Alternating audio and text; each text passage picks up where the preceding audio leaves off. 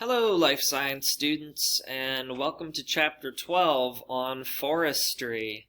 I hope that you enjoyed Chapter 11 on microscopy and learning a little bit more about the microscope and different microorganisms. That's kind of cool. I actually like the topic of forestry. I like nature. I hope you do too. We're going to start with Chapter or Section 12.1. The tree.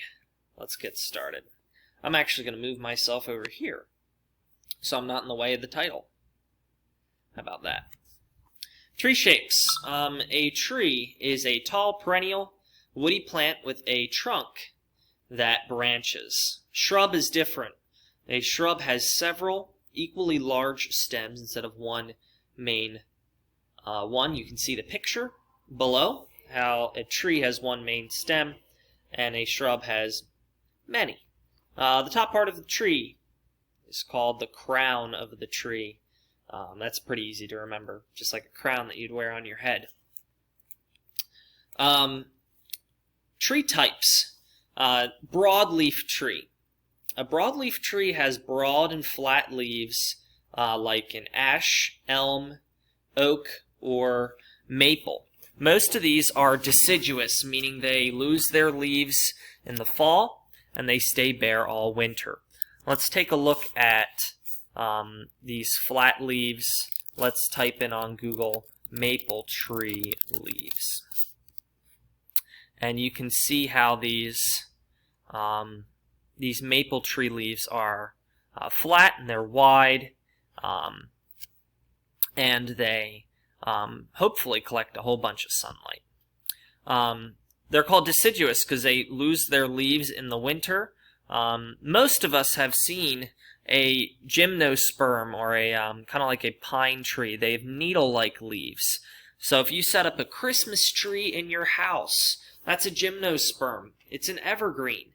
It stays green the whole year round. That's why you can set it up in your house at Christmas and it looks all shiny. If you get a real Christmas tree, you know that as soon as you remove it from the ground, it starts to die and all the pine needles fall all over the ground. You have to vacuum them up.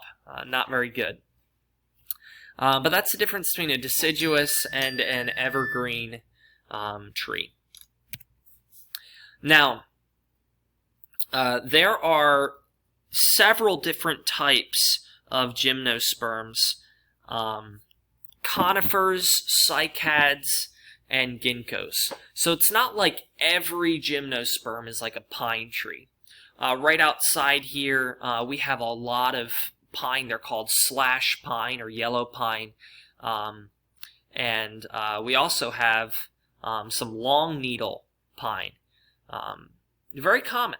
But there's other different kinds of gymnosperms, even though conifers are the most common type, the pine cone, the cone-like gymnosperms. We're going to talk about cycads and ginkgos on the next slide. Examples of these conifers are coastal redwoods and bristlecone pines. You can see on the top left a coastal redwood. That is a person right there at the very base of the tree, trying to hug the tree.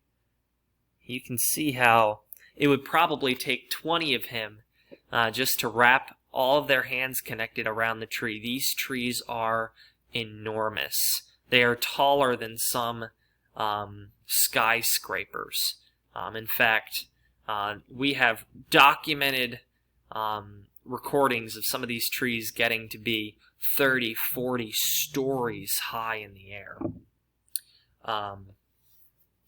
Anyways, cycads and ginkgos. Cycads are pretty unusual. They look similar to palms, but most of these cycads have gone extinct. You can see here a Florida arrowroot. Maybe you've seen this as you were walking along. You might have mistaken it for some other types of palms that don't grow very tall. It's one of the only remaining cycads around the world. And even more rare are ginkgo trees. Ginkgo trees only are found in China, and These Chinese trees are also called maidenhair trees. They have a very unique yellow color, and they're the only species left in their entire kind. There's no trees like them in the entire world. Maybe one of the reasons why is ginkgos have a horrible smell that the female trees give off. Their fruit smells like rotting butter. I also heard that it smells like burnt hair. So if you ever get over to China and you can smell a ginkgo tree, you got to tell me so that I can find out what it smells like. You would expect a male tree to stink, right? Males are usually the smelly ones. At least after gym, right? And that's it on section 12.1. Join me tomorrow on tree structure section 12.2. You, of course, have those section reviews to do, page 436, numbers 1 through 5. All right? It's adios for me, and I hope you're enjoying these video lessons.